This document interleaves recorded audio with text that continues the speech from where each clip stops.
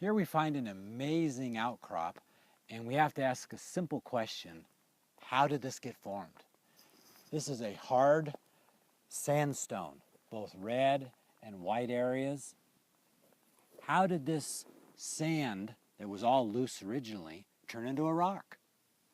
And how do we get different colors in the same rock?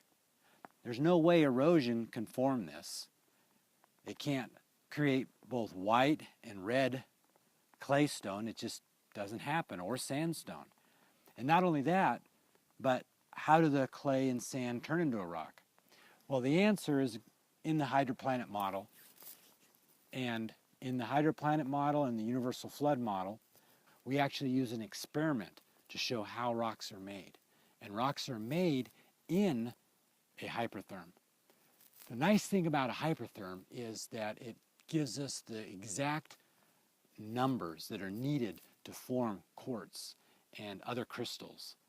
And what we need is at least 14,000 psi pressure. We need about 375 degrees Celsius.